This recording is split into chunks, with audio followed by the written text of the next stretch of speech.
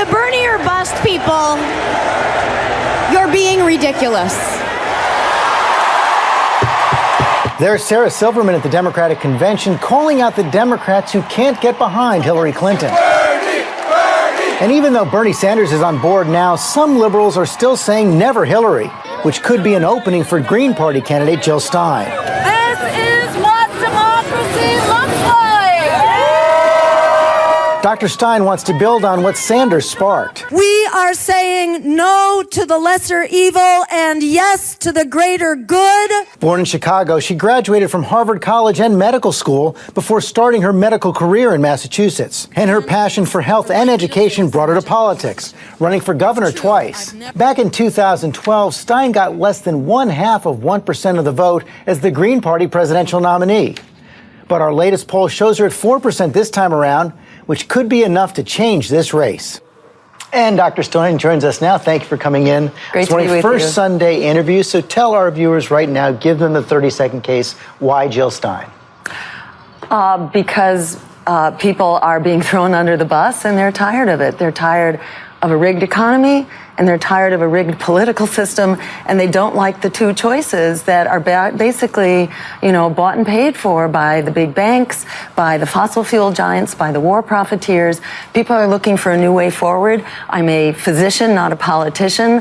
I'm not part of the corrupt system, and I'm the only candidate in this race that's not corrupted by lobbyist money, by super PACs, by corporate money. So I actually have the liberty to stand up and offer the solutions that the American people are clamoring for. You heard Robbie Mook there, the Clinton campaign manager, said he wasn't worried about your candidacy. Donald Trump has gone even further. Let's look. I think a vote for Stein would be good. It's the Green Party. Because I figure anybody voting for Stein is going to be for Hillary, so I think vote for Stein is fine. So he addresses what we showed in our poll as well. What do you say to those voters who would worry that by voting for you, they're progressives, they're liberals, they're Democrats, that by voting for you, they would actually help elect Donald Trump? Well, for one thing, that politics of fear that people have been told for quite a while, vote against who you're scared of rather than for the candidate who represents your values. What we've seen over the years is that this politics of fear actually delivered everything that we were afraid of. All the reasons people were told to vote for the lesser evil, because you didn't want the offshoring of our jobs, you didn't want the massive bailouts for Wall Street, you didn't want the endless expanding wars, the attack on immigrants. That's actually what we've gotten because we, the people, have allowed ourselves to be silenced. Democracy needs a moral compass. It needs a vision, an affirmative vision of what we are about, and an agenda that we can actually put forward. It's been a race to the bottom between those two parties that have thrown us under the bus. There is a recent example, though. Everybody goes back to the 2000 campaign. Progressives voted for Ralph Nader in Florida. They say that elected George W. Bush. There was a real difference there. Well, let's be clear. We're in a very different political moment, and we could argue that that Florida mythology till the cows come home, but I'll save that discussion for another day. We are in a very different political moment right now where most voters have rejected the Democratic and Republican Party. The largest block of voters is now independent.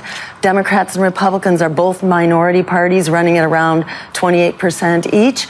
And the majority of voters has rejected Hillary Clinton and Donald Trump and are clamoring for something else. So who are those on top to be giving marching orders to, voters to be good little boys and girls? Politicians do not have a new form of entitlement. They are not entitled to our votes. They have to earn our votes. And Hillary Clinton and Donald Trump have not earned our votes. You are saying things that no other candidates are willing to say. And back in July 13th, you talked about disarming the police. Let's take a look. We also need to explore what it means to disarm our police force, because as a society, we have become armed combatants, all of us. And in addition to police targeting, there are so many people who are just caught in the crossfire of guns.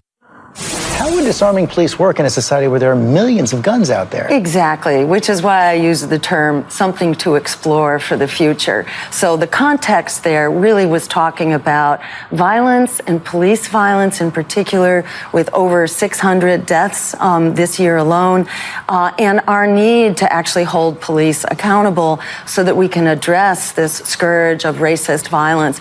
And I think it's important to see that as not just police violence. We are in a violent society. We're all being caught in the crossfire. So we've actually called for not only police review boards, not only investigators to look into each death at the hands of police, but also to call for a Truth and Reconciliation Commission so that we can address this ongoing climate of fear and racism, which in many ways has been a continuous line since the institution of slavery, lynchings, Jim Crow, and so on, into mass incarceration and the epidemic currently of police violence. We showed that poll at the top of the segment showing you're at 4% now, far better than you did back in 2012, still far from being able to win the race. So what is victory for Dr. Stein and the Green Party So this year? remember, the curtain has only begun to come up on our campaign, actually with the CNN town hall meeting the other night.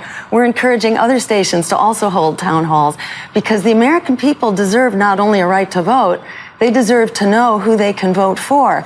You know, I'm running 4 to 6, even 7% without any national coverage. This is basically percolating up from below, largely from a millennial generation that is locked out of a future right now. And I'm in this running not only as a medical doctor practicing political medicine, because we've got to heal our sick political system, but I'm in this as a mother, very concerned about the future that our younger generation doesn't have. And that's who's mostly paying attention. But I think they're early adopters here, because if they don't have a future, we don't have a future. They are locked in debt, they don't have jobs, and they are looking at a climate which is unraveling on their watch, just looking at the news of these last weeks. Unheard of flooding now in Louisiana and unprecedented fires in California, heat waves. This is what the future looks like. Because I am not captured by the usual suspects, I have the liberty to stand up and call for, importantly, our main platform, which is an emergency jobs program to address the emergency of climate change. We're calling for a Green New Deal that will create an emergency transition to 100% clean, renewable energy. Dr. Stein, thanks for joining us this morning. Great to be with you.